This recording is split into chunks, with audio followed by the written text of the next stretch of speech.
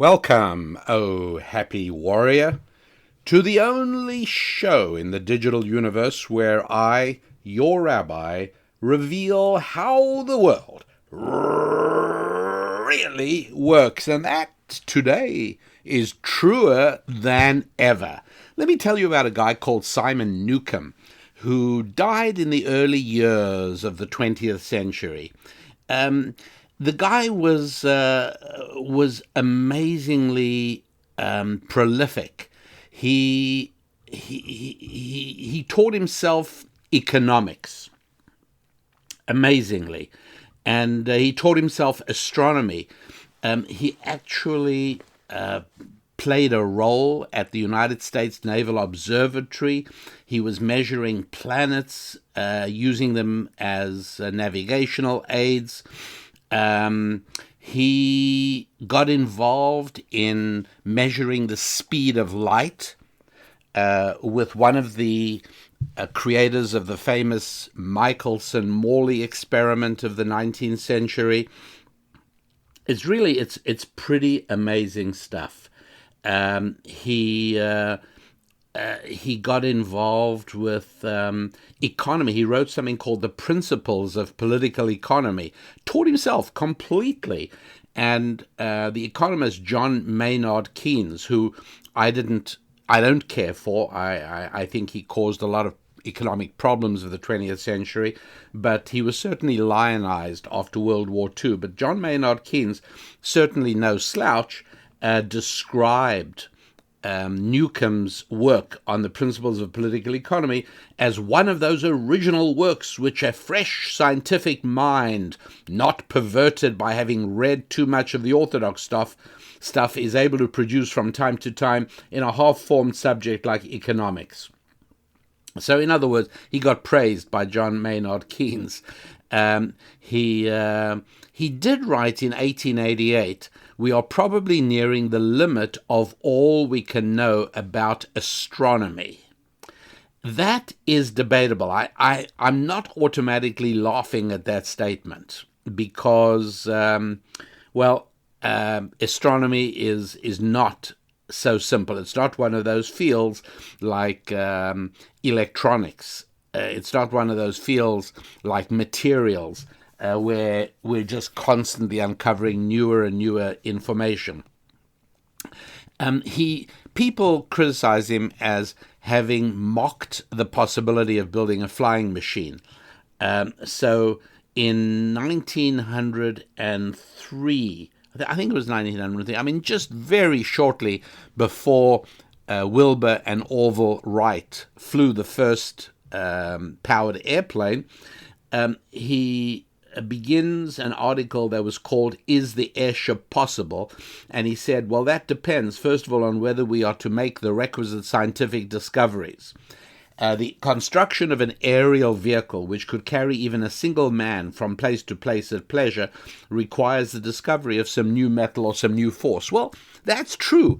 So I think he's wrongly mocked for that. Because he never said an airplane is impossible, but what he did say was that with the present state of knowledge, it simply can't be there. In 1865, an assistant of Edison, a guy called Francis Gell, he wrote in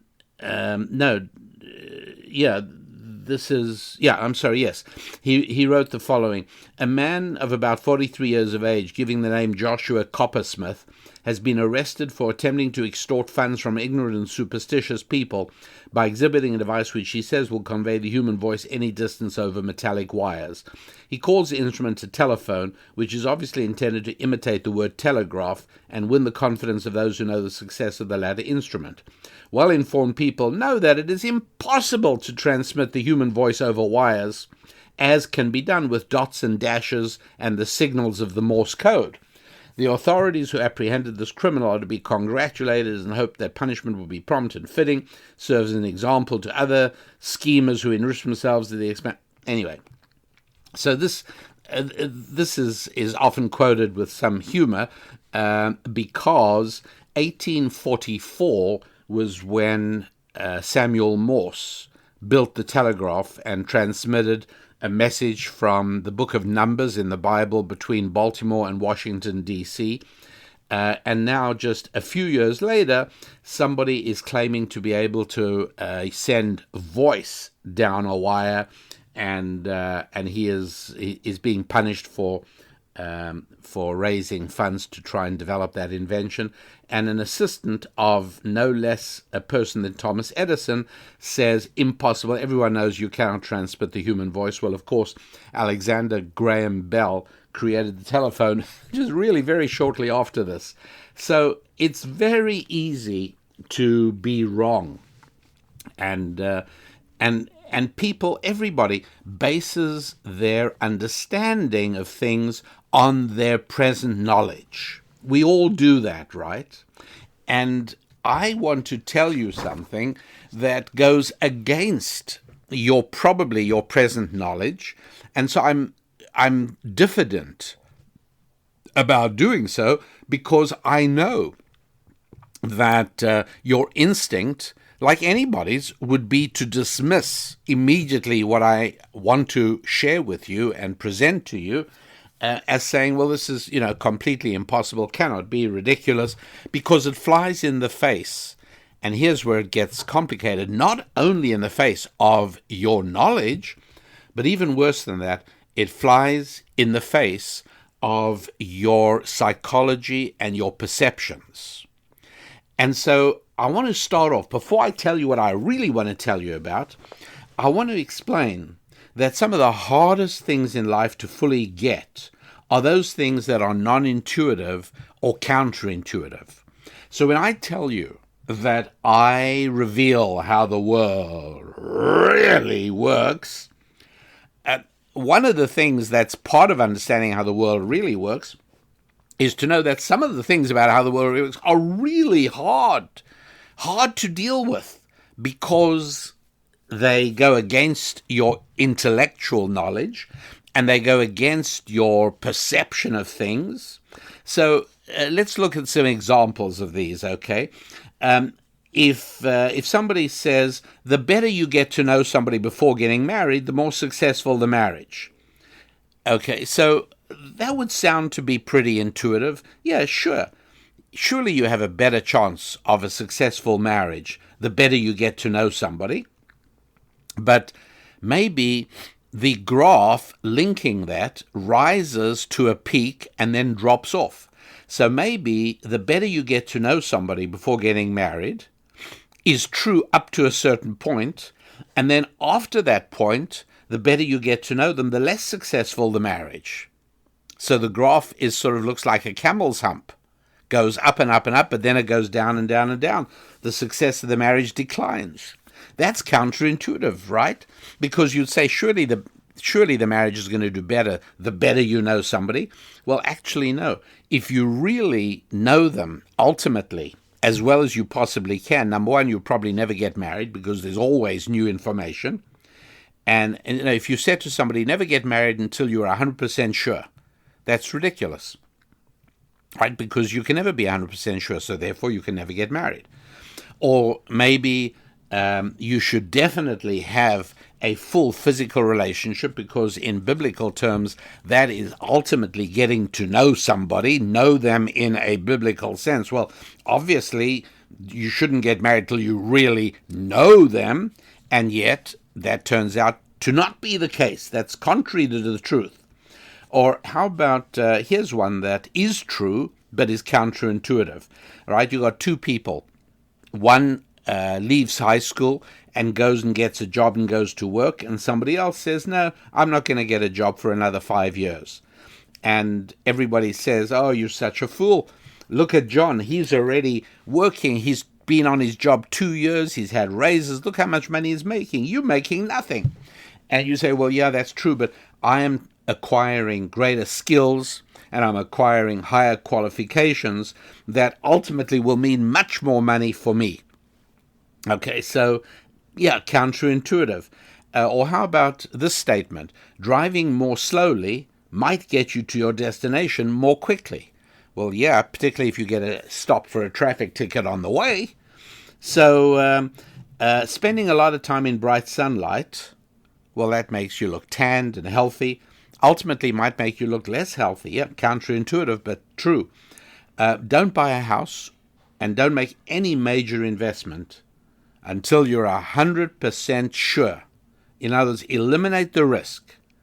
Well, then, like marriage, you'll never make an investment, or you can never be sure. As a matter of fact, if you eliminate all risk in the investment, you've also made the profit potential zero. How about this one? Let's have a conversation about what you would see if you traveled beyond the last star of the universe. Now we've got a problem because our intuition doesn't even guide us there. What lies beyond the furthest star? And you start scratching your head. What, just emptiness, no more stars? Or maybe that's the... What is it? What if we just keep going to the end of the universe? What do we see? What'll be there? Because we say to ourselves, hey, look, all physical things are measurable. All physical things have boundaries, right? Even the world, planet Earth, has measurements. It's measurable. How long would a string be that you wind all the way around the equator? About 25,000 miles long. We know that. It's measurable. The weight of my body, yeah, it's a physical thing. I can measure that. I may not want to, but I can. So surely the universe is a place where our planet is found in a solar system, and our solar system is part of the galaxy called the Milky Way, and there are many, many more galaxies and many more stars, and who knows, maybe many more planets, right? Even though it's difficult to establish that. But there's got to be a measure, there's got to be a boundary, and when we get to the end of it, there must be something there. You want to know another thing that's hard to conceive of? Time. Right? I can measure the position. If you want to walk into the middle of your living room and hold out your hand and put out your forefinger and say, I want to be able to define this exact place where my forefinger is, and I want to be able to send an email to my friend who has an exact duplicate of this room, and I want him to be able to put his forefinger at exactly the same point in empty space in the middle of my living room. Well, yeah, we can do that. We're going to say, okay, let the northwest corner of the living room at the bottom, at the floor, be 0. And then we're going to call one of the lines that runs along the base of one of the walls from that point, we're going to call that the x-axis, and the other base of a wall that runs in the other direction at 90 degrees, let's call that the y-axis, and then the point going vertically upwards from that corner of the room between the two adjacent walls, let's call that the z. And now all I've got to do is measure how far along one wall was my forefinger and give the measurement in inches or centimeters, and how far along the other point. In other words, if I dropped a string with a weight on the end of it from the end of my finger to the floor, where will that point be? How many inches along what I call the x-axis, how many inches along the y. Then I've measured out, I've described exactly that point on the floor. Now I'll say how high, how many inches off the floor, how many inches on the z-axis, up the wall.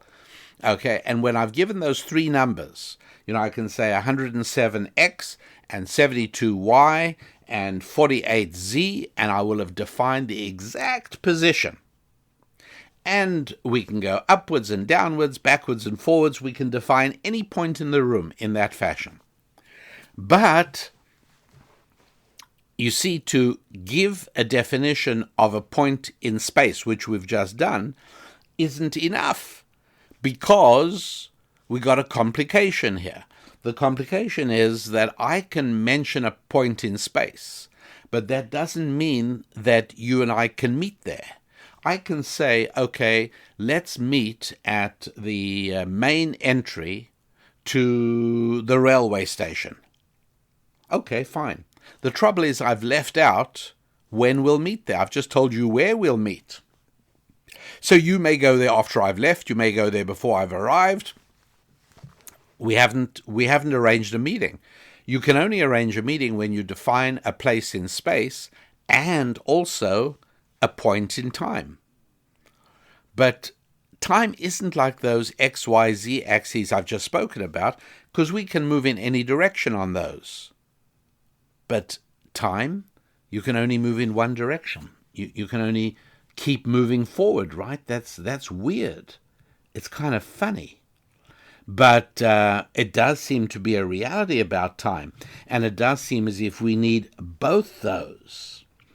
And so part of the reason that it is so baffling and even frustrating to try and think of what lies beyond the edge of the universe is because we are thinking of it only in terms of space. We're thinking about going to the end of the universe is like going to the end of Yosemite National Park in California.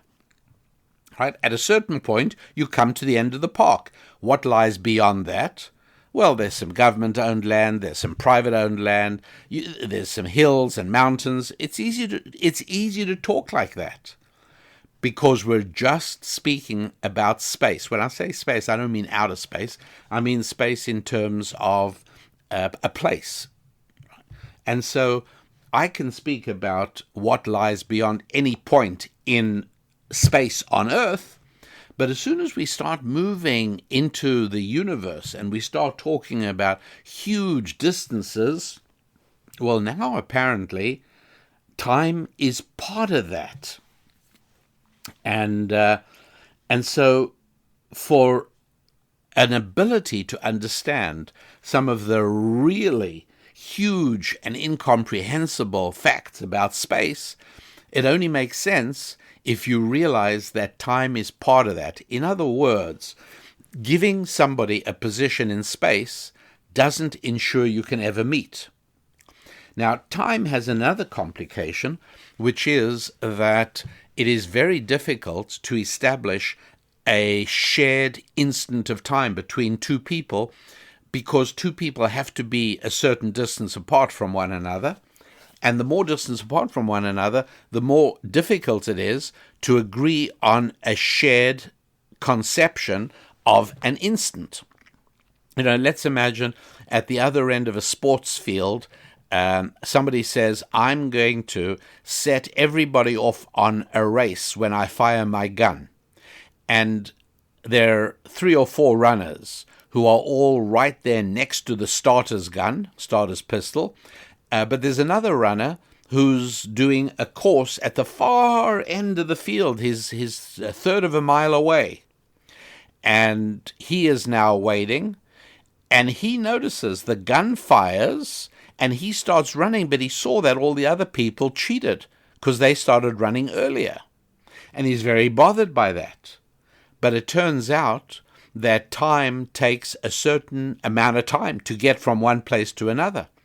And so although the original plan was for all the runners to start at the same instant, there isn't such a thing as the same instant when you're a distance away.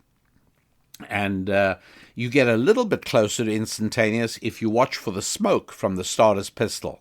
But even that took a certain amount of time to get to you. So if you speak to somebody on a phone, somebody's in Australia, you're in Boston, and you say to the guy in Melbourne, Australia, okay, let's start our watches when I say now. 3, 2, 1, now. And you click your watch, and the other person clicks his watch. But over there in Melbourne, it took a while for your message to get to him down the phone wires. And so when you then bring your watches together, they're not going to be synchronized because it's very difficult, if not impossible, to get a shared conception of time because it sort of seems to be subjective.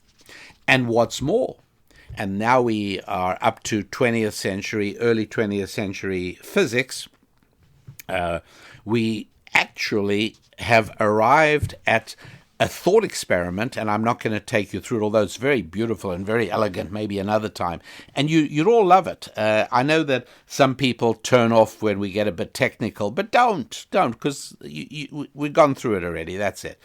But one of the beautiful thought experiments shows, and this is something we can each understand, this requires, no advanced mathematics or anything like that. We can actually show that that the speed of light changes. Let me put it this way, that time changes if you're moving very quickly. And so I'm not going to get overly technical, but it has to do with the fact that, oddly enough, in a way that is bizarre, the speed of light never changes regardless of where you're looking at it from, even if you're looking at it from a moving vehicle. Whereas ordinarily, things' speed change. Have you ever been on a slow-moving train? When a fast-moving train comes zooming by, all of a sudden you feel as if you've stopped or you're going backwards, and there is legitimacy to that feeling because the speeds are relative to one another. You've got to say, I'm moving so quickly relative to the Earth. But you can't say I'm moving so quickly relative to the sun, because in that case you'd get a huge speeding ticket, because the Earth is moving you as well. Okay, so not delving too deeply into this, just enough to say that our perception of time actually changes if we're moving very rapidly, which is bizarre, right? Because you wouldn't have thought that the shape of an object would change if you move very rapidly. So the X, Y, Z axes should stay the same, but the time thing keeps changing. Okay, fine. Well, why am I telling you all of this? Because there is a beautifully elegant statement by a Jewish-Polish or a Polish-Jewish mathematician by the name of Hermann Minkowski. And he made the statement in 1908. Did I say he was a teacher and a mentor to Albert Einstein, another Jewish mathematician? He was German-Jewish. Hermann Minkowski was Polish-Jewish.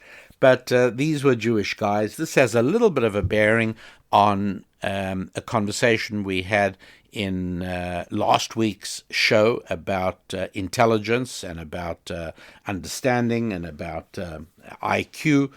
Anyways, here we got Hermann Minkowski saying in 1908, and it's very beautiful, it's very elegant. I love this phrasing. I told you all of this because we're leading up to something having to do with Hermann Minkowski's statement. Here's what he said. The views of space and time, which I wish to lay before you, have sprung from the soil of experimental physics, and therein lies their strength. They are radical. Henceforth, space by itself and time by itself are doomed to fade away into mere shadows, and only a kind of union of the two will preserve an independent reality. What Hermann Minkowski is saying very elegantly and very beautifully is that, hey, Lappin, all this time you were dumb enough to think that space exists as a reality by itself and time exists as a reality by itself, and so you were stuck with all kinds of baffling and incomprehensible and even frustrating problems, such as what lies beyond the farthest star of the universe. But what we're trying to show you is that there is no such thing as space by itself, and there is no such thing as time by itself.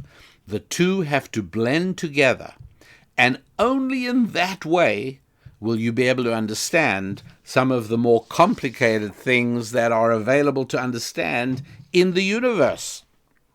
It's pretty amazing, isn't it? Now, again, we don't have any perceptual relationship to that. So that's what I'm saying makes some of this so difficult. It's counterintuitive. But it's true. And so somebody might say, oh, what are you talking about, space? And I don't know what you're even talking about. And there is no way to converse with that person. But for thoughtful people, and you'll remember that this show is not prepared for tennis balls that float down the gutter of life. This show is designed for happy warriors. Happy warriors are people who are constantly grappling, and they find joy in the struggle.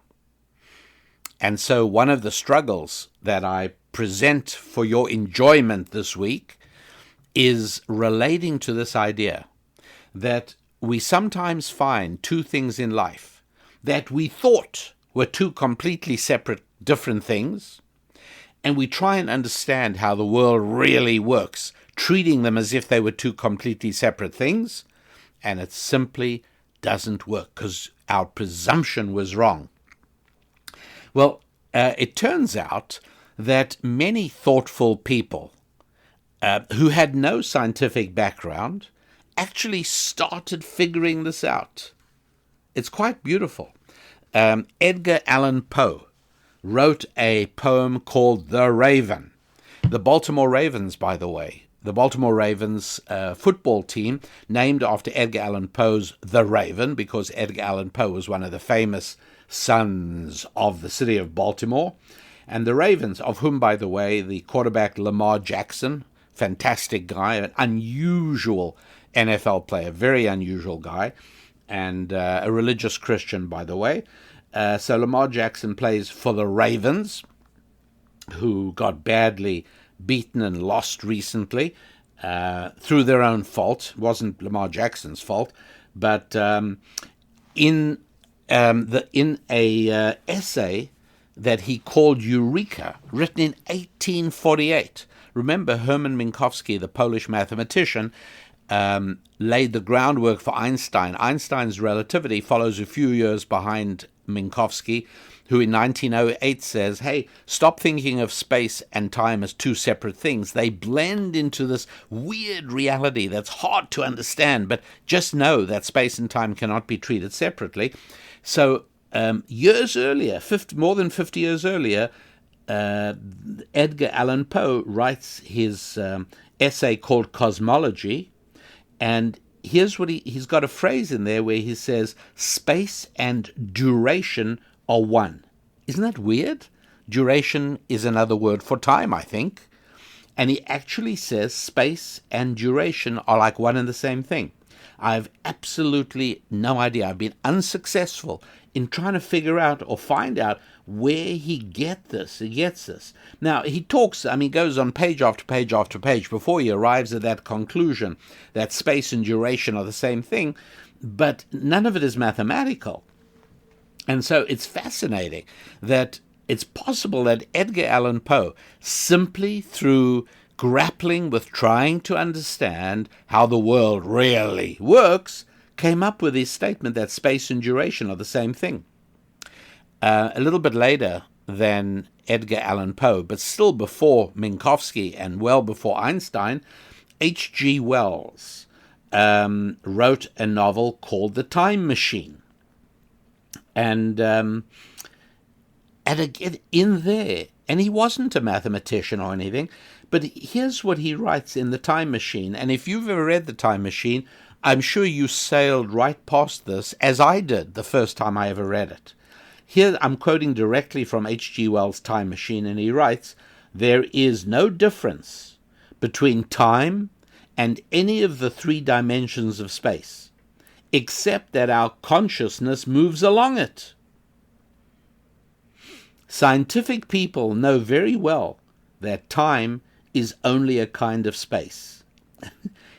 It's really weird, I got to tell you. It really is. But it just goes to show that if a happy warrior is thoughtful enough, even if you don't have a background in mathematics and you don't have a background in physics, somehow or another, you still can arrive at this concept that space and time are combined. And sure enough, if you successfully wrap yourself around that idea, you then are able to deal to some degree with questions like, what lies beyond the furthest star? Now, before I tell you why I told you all of that, I want to mention that there is a resource on our website that is available at a special price for listeners to the show. It's called Boost Your Income, and it's something you should be aware of. All you have to do is go to our website at rabbidaniellapin.com, and there you will be able to go to the store and look for an audio program called Boost Your Income. 3 spiritual strategies for financial abundance. You can even download it. It takes you an hour to listen to, an hour to study, but you do need to hear it more than once. And there are specific spiritual strategies that you can immediately sow into your life and deploy in all of your enterprises, which actually result in tangible benefit. These things actually result in more profitable engagements. So take a look at that. It's called Boost Your Income, and you will find it on the store page at rabbidaniellapin.com. Now, what was I telling you about? I was telling you that things that we always assumed were 2 completely separate things, time and space, or time and place, or as Edgar Allan Poe put it, duration and space. Whatever you want to call it, that these 2 things that I always assumed were just 2 completely separate words, 2 completely separate concepts, 2 completely separate things and ideas. Well, guess what? They don't exist separately. They are part of one another. And the fact that we have words for them separately is really because they're counterintuitive. In our normal day-to-day lives, our perceptions do not show these things as visible. Well, there are another 2 things that have no separate existence, that belong together. Now, you might think they have separate existences, just as you might think that space has a separate existence from time, and they do, but only to a very limited extent. But for a full understanding of how the world really works, you absolutely have to blend space and time together into a kind of new reality. That's what Hermann Minkowski was trying to formulate. And Einstein jumped on that, carried it further, and ended up with the general theory, the special theory of relativity, and then the general theory of relativity. We don't need to go into that. But the 2 things that, strangely enough, do really belong together and only exist in a kind of blended, combined reality are marriage and money. That's right. Male-female relationships not separable from money. You weren't expecting that, were you? I hope I surprised you with that. Right? These are not separate things. And in exactly the same way as any attempt you make to master understanding of the universe without working with this new combined entity of space-time, it's not going to work. In the same way, any attempt to master either money or marriage without understanding that the 2 are inseparably bound together, well, I'm afraid that is doomed to failure. These 2 things do go together. And so let's just take a look at a couple of ways in which they go together. One way is that there is an unequal power dynamic at play. With money? Sure. Because in any economic transaction, one person is doing the buying and one person is doing the selling. And this is even if you are hiring somebody, right? Then there's somebody who is trying to buy the labor, the experience, the capability of another person. You got a buyer and then you got a seller. If somebody wants to suggest a business partnership to somebody else, I make something I call waffles. You make something we call ice cream. Why don't we go into business together? And I'll bend my waffles into the shape of a cone. You put ice cream in it, and we'll start a new business of ice cream cones. All right, well, I'm making that suggestion because it'll be better for me. I am selling you on the idea of selling your independent existence as an ice cream manufacturer in exchange for part of a new combined entity. And in all of these situations, there is always a power dynamic. Let's imagine that there is very low unemployment. Okay, so now who is the buyer and who's the seller? Well, low unemployment means that companies have trouble filling jobs because there's not a lot of job-seeking people around, and so the person advertising a job is really the buyer. He's trying to get something from the other person in exchange for which he's willing to pay money in the form of a salary. But it's not an equal relationship at all, because the worker has so many options. And so he'll say to one person trying to hire him, how much will you give me? Then he'll go to the other person. When the person gives him a salary figure, he'll say, well, I can get more than that somewhere else. So now the potential employer has to decide, what is it really worth to him? But sometimes it's the other way around, right?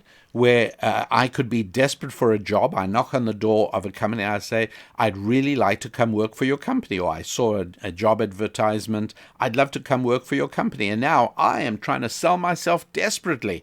I'm trying to persuade you that hiring me would be one of the best decisions you could make. But it's not an equal relationship. There is a power dynamic, and it shifts. Right? There are times it's one way, there are times it's the other way. In a male-female relationship, it's just the same. There are times where a man is the buyer and the woman is the seller, where he is trying very hard to get her to agree, whatever it is, to marry him or otherwise. Then there are other times where the dynamic is different, where they've been going out for 2 years. She feels heavily invested because she's got 2 years of her life invested in the relationship. She really now wants to persuade him to marry her. The dynamics are different. Other times they're married, and a man discovers that one of his greatest pleasures and joys in life is bringing happiness to his wife. And so he is seeking ways to make her happy.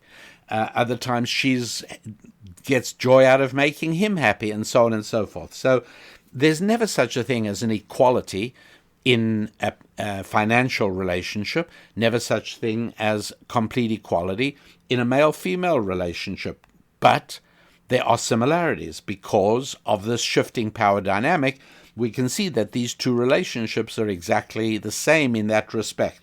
They're also the same in that both need the interaction of another human being.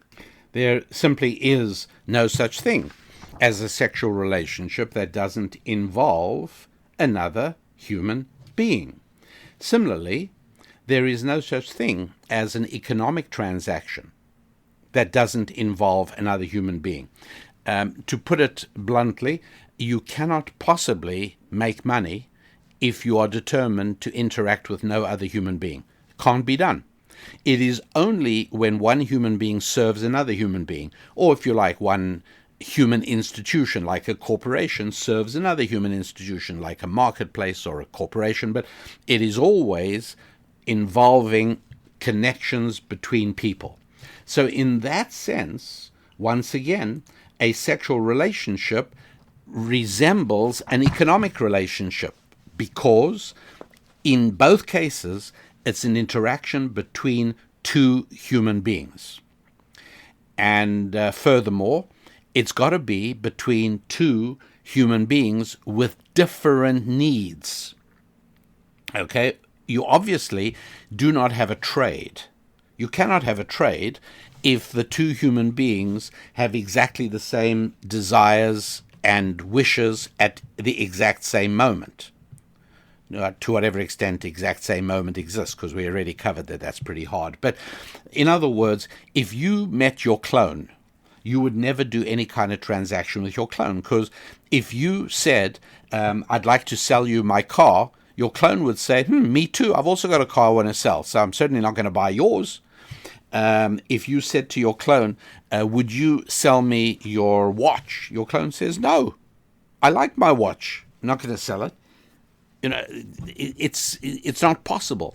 The only reason that trade exists is because human beings are different from one another. That's how it works. Similarly, a male-female relationship, a marital relationship, a sexual relationship between two people only works when they are different from one another. And indeed, that is exactly what we find. It is a woman in her femininity desires masculinity. Where she is soft, she seeks hard. Where he is bold and pushy, she is yielding and surrendering. It is that complementary quality in the two of them that makes the relationship what it is. Now, I know what some of you are inevitably thinking. Well, does it really have to be between two genders? Well, yeah, absolutely. But what about? Well, what about masturbation, frankly? Isn't that a sexual relation? No, it isn't. A sexual relationship in its fullness is between a man and a woman. Now, that's not the main topic of today's show, but I could easily do an hour on why it is that almost in mathematical terms, and certainly in human experiential terms, there is absolutely nothing else that even comes close to a male-female relationship. It stands unique and separate from everything else. And so whether you're talking about a economic interaction or a sexual interaction, it is between two people, number one, and number two people with different desires and qualities and needs, because otherwise there'd be no relationship, there'd be no trade. Here's something else that's important, and that is communication brings about the transaction.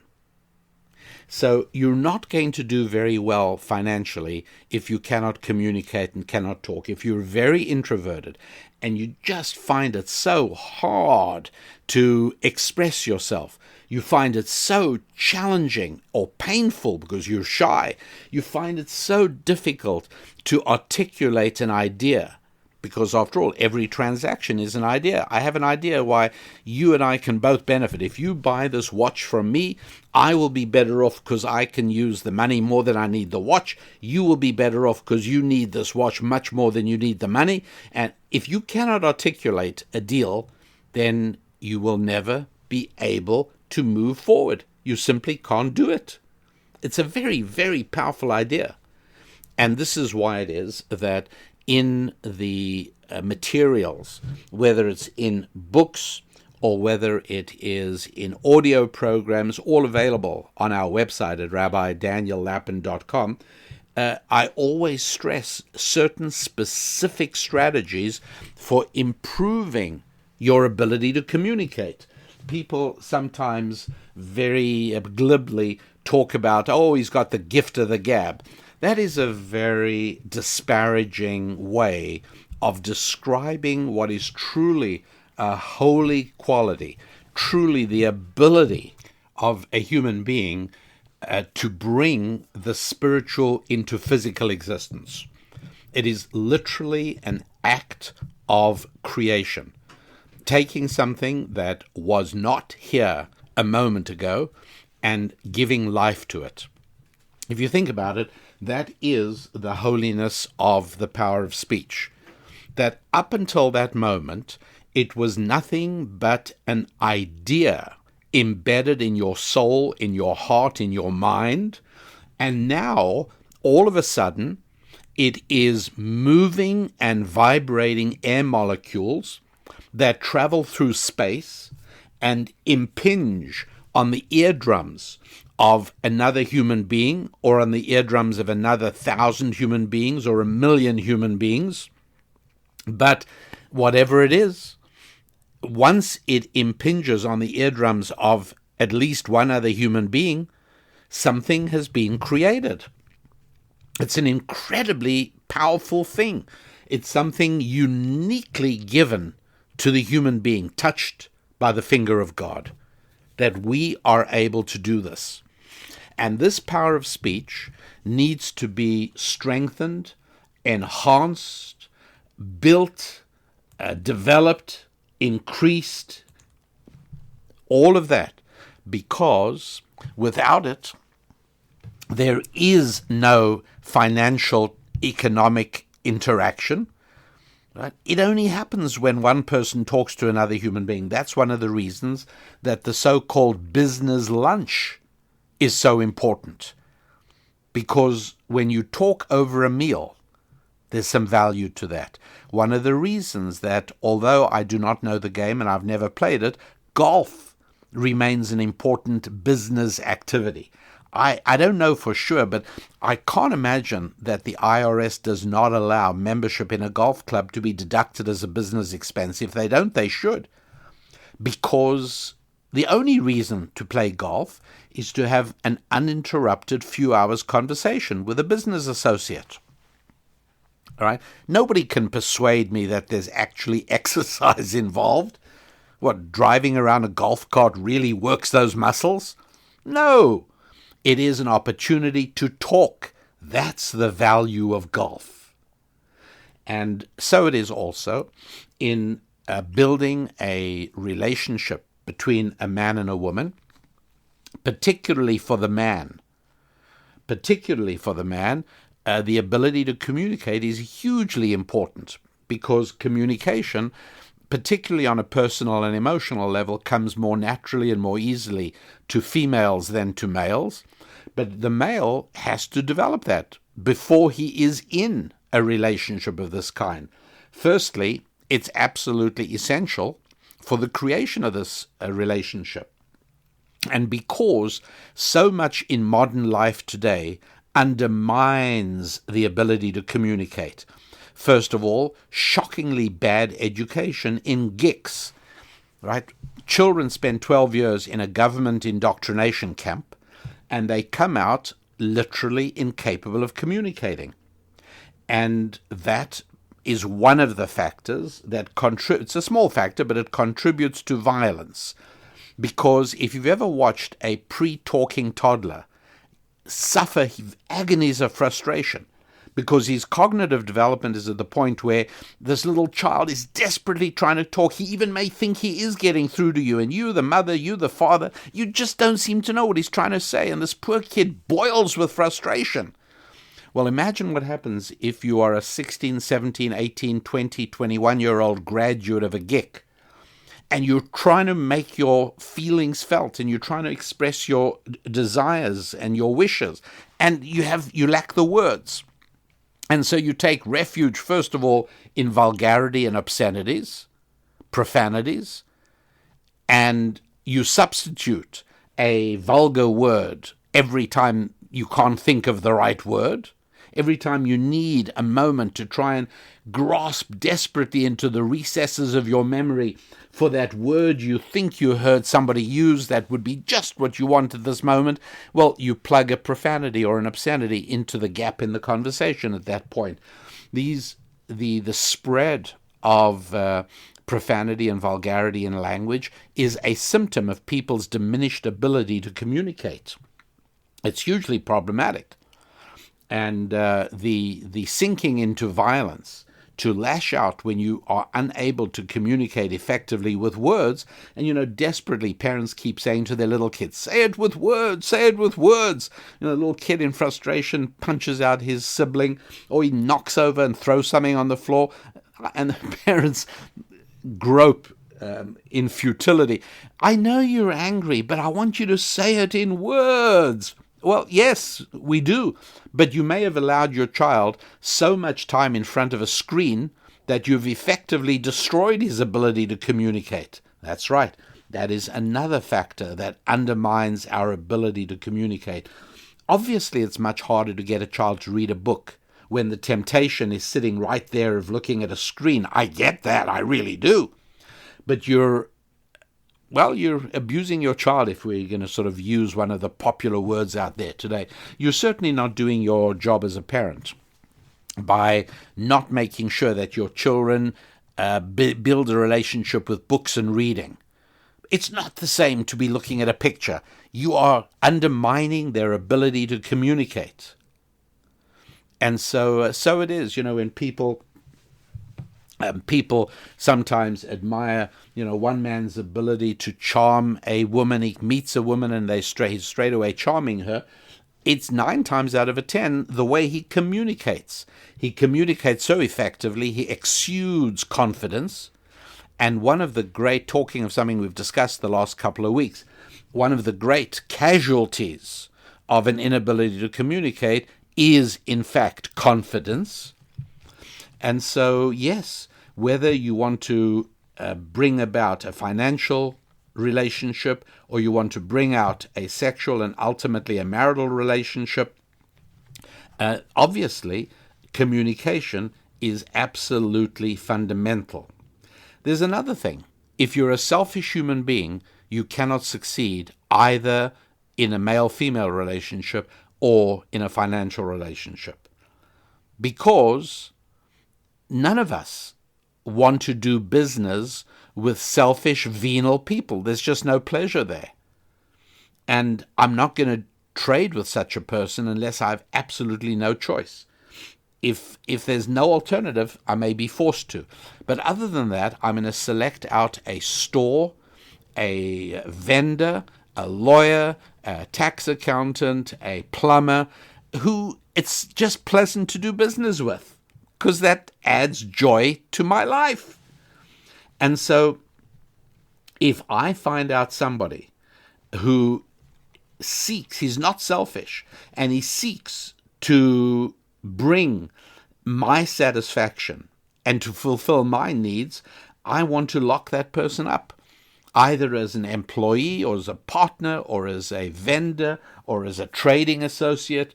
That's what I want to do, because focusing on the needs and desires of other people is the way to bring about effective financial relationships. How about male-female relationships?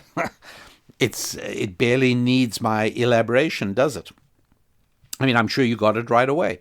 Obviously, you come across to a woman as somebody who cares about other people. The way you treat strangers. She's noticing that you're on a date, and she sees how you treat other people, the Uber driver, the waiter in your, whatever it is. And she gets a sense of how you want to treat her. That's very appealing. And likewise, the other way around. There are times a man meets a woman who is so self-centered and so full of herself and so carried away with her own looks. Apropos of something that we discussed also a few weeks ago, he runs for his life if he's got any smarts at all. That's right. Radiating a focus on the needs and satisfactions and desires of the other person is an absolutely crucial part of either money or marriage. And so you should be seeing why it is that I've been talking about the inextricable bond that links money and marriage just as powerfully as space and time are linked in the world in which we live. So it is that the other connections, there are many more. The idea that both relationships are seeking something with a spiritual dimension, not just a physical one. Obviously, that both parties emerge from the interaction better off than they were before, whether the interaction is male, female, or monetary. Obviously, they both come away better off than they were before they started the interaction, clearly.